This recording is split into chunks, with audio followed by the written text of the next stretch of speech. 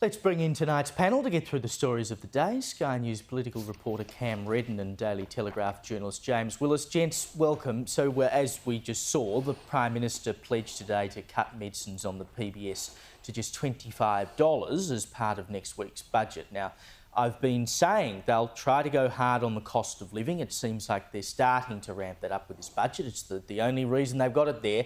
It'll cost $689 million over the forward estimates, but I suppose it's hard to argue against medicines being cheaper.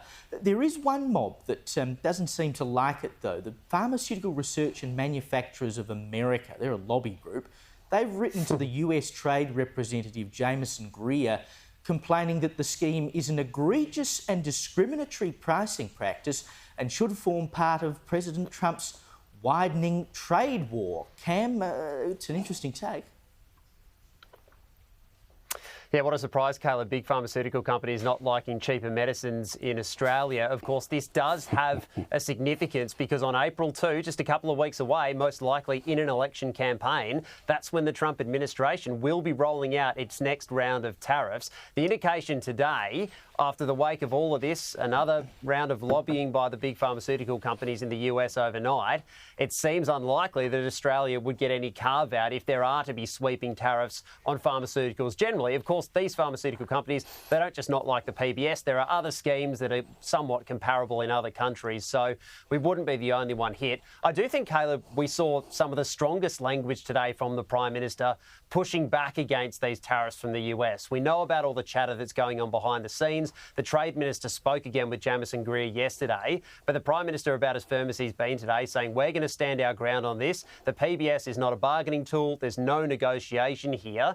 It's a tough stance that might, unfortunately for Australia, though, mean we won't be able to get out of these tariffs if they are imposed. But I suppose for the Prime Minister, Caleb, he'd be looking at this and thinking, well, you've got to draw a line somewhere. It might as well be on things like medicine and pharmaceuticals. And fair enough. I mean, of course, what Trump is trying to do is America first. That's what he was elected to do. You'd like to think that any leader of this country would be Australia first. It's pretty straightforward stuff. But of course, James, this is another expense on the federal budget. Economist Warren Hogan was on with Shari last night. He was saying that the government's economic strategy was dangerous. Take a look. This is a massive spending government. The size of government in this country is like nothing we've seen before. I think this is a dangerous economic strategy. And of course, the other thing is it is inflationary. No matter what a lot of people, including the government, want to say, rising government spending is going to put upward pressure on inflation. And that has not disappeared in this country. And my concern is if we suddenly decide, OK, well, we can run debt the size of America or the UK or Europe, then we're going to have some consequences for the households who've got all these mortgages, i.e. higher rates or access to credit.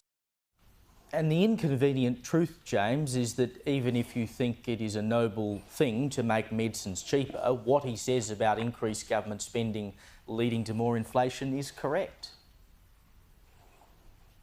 Yeah, that's right, Caleb. There's no such thing as a free lunch. And in fairness, I think Labor and the Prime Minister, if you were to give them one of their, big ticks in this term of government, you'd say that they have reduced the price of medicine, and they did stare down Big Pharma when it warned about mass closures of chemists and pharmacy issues, and they have given Australians cheaper medicines. However, as Warren Hogan has said there, as a number of economists have said, there is a wider issue here, and I think we're crying out on both sides of politics for a treasurer or a shadow treasurer that starts to show some fiscal restraint and talks about some real economic reform. I think it's been lacking in Australian politics for the last few years. Before the last election, Jim Chalmers went on the ABC and said that the Labor would not be squirting billions of dollars around like the coalition has done. That is exactly what Jim Chalmers and Labor have done in the last few years. The spending is out of control. We've got big government. We've got jobs that are attached to the NDIS in big numbers, or public service jobs. And at the same time, we're heading towards $1 trillion worth of debt. Check your next tax return. Have a look at how much interest we're paying. You and I are paying on that debt, and it just keeps going and going and going. And as Warren Hogan has said, and others, that it is going to ultimately have pressure on inflation, and the households are still going to be doing their heavy lifting. So it's a concern, and I've been largely uninspired by both sides in terms of what they're doing regarding fiscal restraint, aside from Peter Dutton saying there'll be cuts to the public service and other wasteful spending in government.